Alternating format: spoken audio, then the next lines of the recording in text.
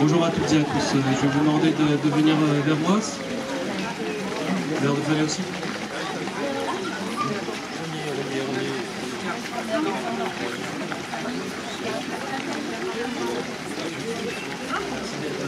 Merci d'être à nos côtés.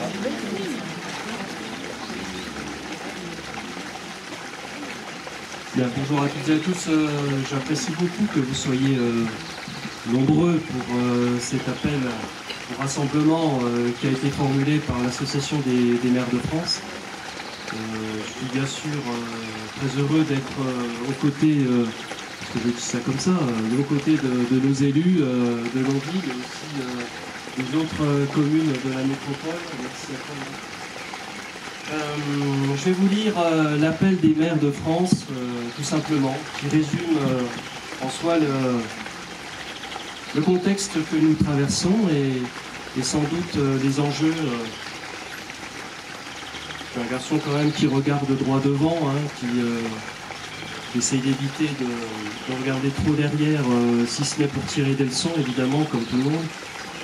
Mais voilà, je vais vous lire ce texte qui résume bien ce que nous vivons. L'appel des maires de France dit la chose suivante. Nous refusons que notre pays continue de sombrer dans le chaos.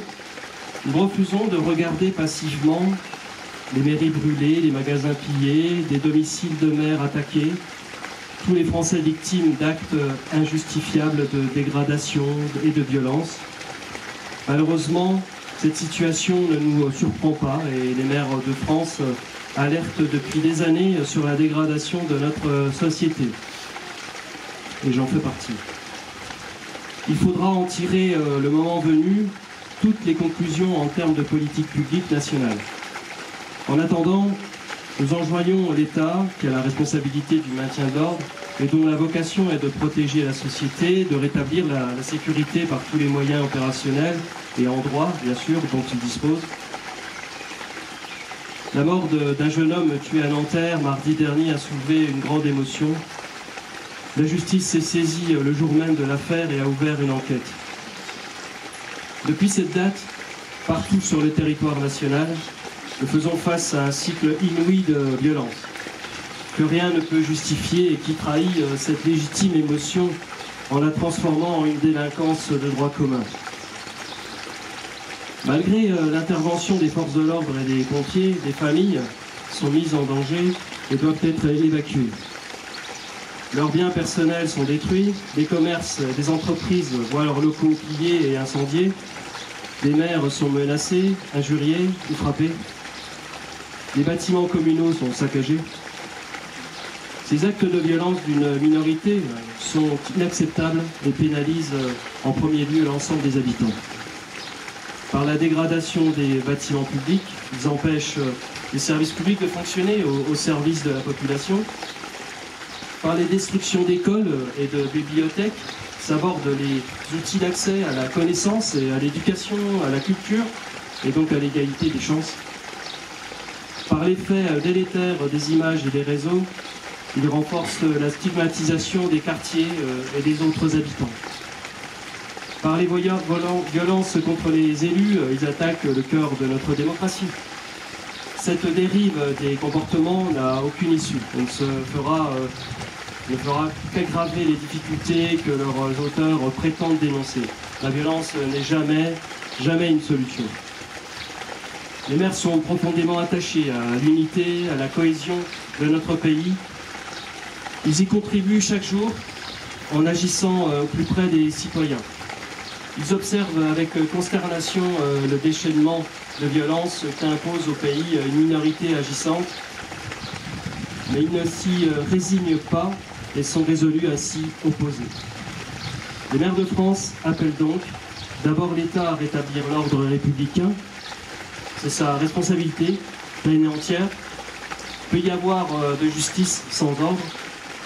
Les maires de France appellent ensuite à une mobilisation civique de la société pour le respect de la République et de la France. Chacun doit y prendre sa part sans la responsabilité et le calme pour que le dialogue puisse reprendre. À nous, maires, il appartiendra de tirer lucidement les leçons de cette crise, d'en décortiquer les ressorts profonds, de retisser les liens brutalement rompus et inlassablement de construire la cohésion dont notre nation a tant besoin. Vive la République, vive la France!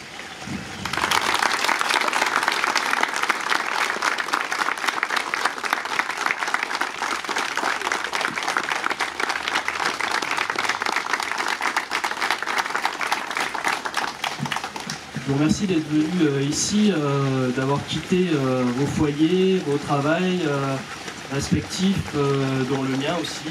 Moi je suis venu comme je suis, c'est-à-dire à un moment donné un maire du quotidien qui agit pour le bien de la ville et aussi de la métropole avec Céline Tello, pour la région avec Jean-Marc Petit et avec tous les maires collègues qui sont ici. Merci à toi d'être présent.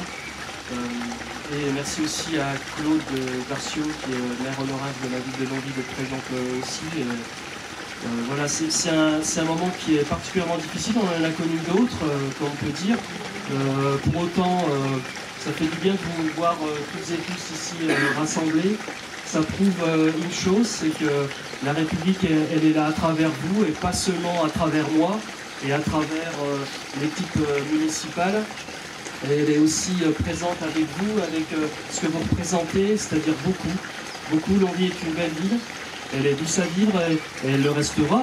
Et c'est vrai qu'on a beaucoup travaillé. Je voudrais rendre hommage tout particulièrement à la police municipale de la ville, qui a travaillé en coordination avec la police nationale pour arriver à des résultats. Voilà, j'en dirai pas plus, mais c'est un travail